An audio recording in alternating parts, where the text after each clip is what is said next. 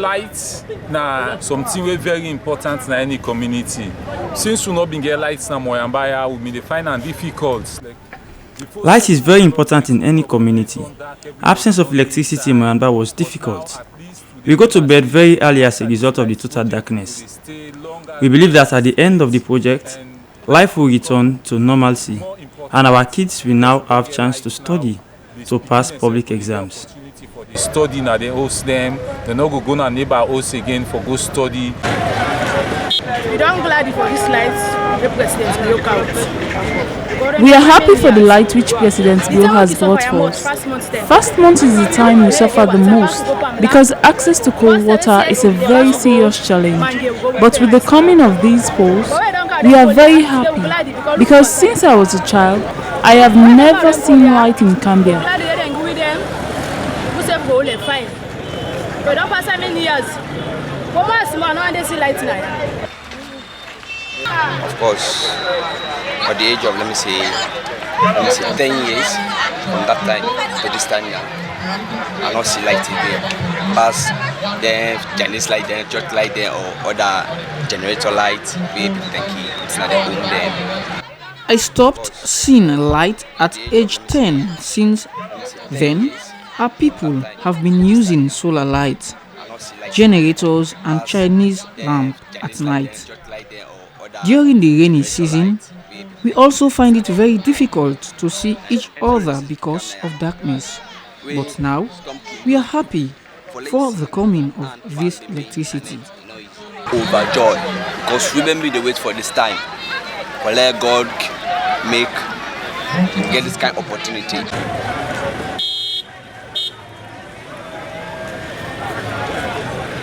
Life was painfully slow in those townships. Absence of electricity affected many aspects of human life, especially access to quality medical care. Generators at hospital do not run for 12 hours in the daytime, neither there can be any at night. Crime rates surged and failure in public schools increased.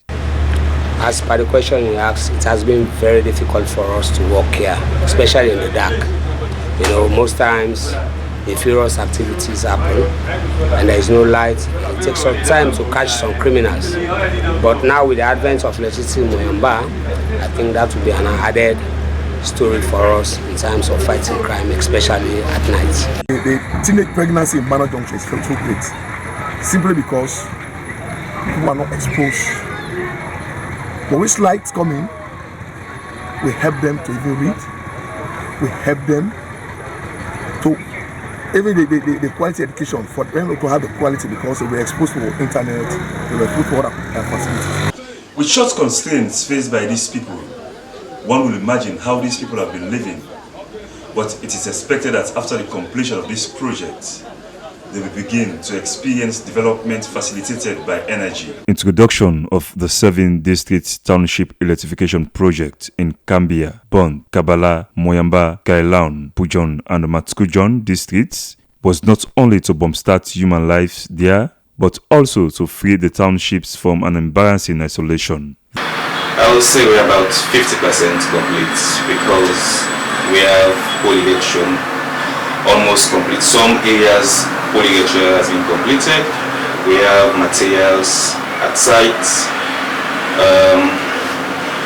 There are some other areas that the materials have been procured and we are ready for shipments.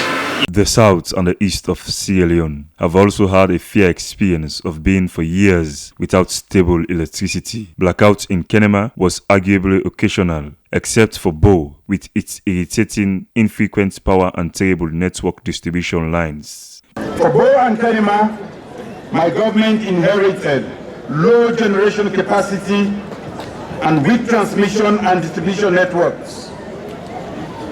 The implications were serious electricity supply constraints, first blackouts and load shedding. The current generation of electricity through the network is from a 4 megawatts hydropower at Goma and 4 megawatts of thermal generation in Bo. With the constraints and problems associated with this, and especially with transmission and distribution, we believe this must change. Taking adequate electricity to the south and the east through the Bo-Keneman Network Rehabilitation and Expansion Project was a deliberate attempt to inject life once in the moribund district. Town after town, I tell the people, what we have come to do is to restore electricity in these very important towns. And it starts with building the basic infrastructure, which is the transmission and distribution network, through which we transport the power to the beneficiaries, communities, households, industries, companies, name it, whoever uses electricity. The first thing you have to do is how to use it, how to transport it to the consumers. If you look around, you see basically nothing is completely damaged. So we have come to do just that, to build the transformers, the poles, the cables, all over. Some communities in Freetown have also been for decades without government power. Battles in the western rural area arguably have gone for over 200 years without electricity until recently when a transformer was installed to light up the village. Switch this button on as an indication of bringing electricity to Battles village after 204 years. With the press of this, Battles village will be lit up.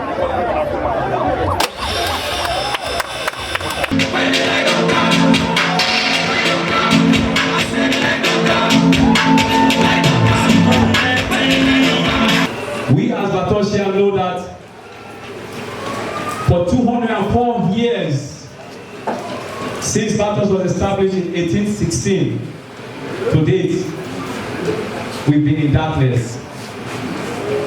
And so, the theme for today's occasion is from darkness to...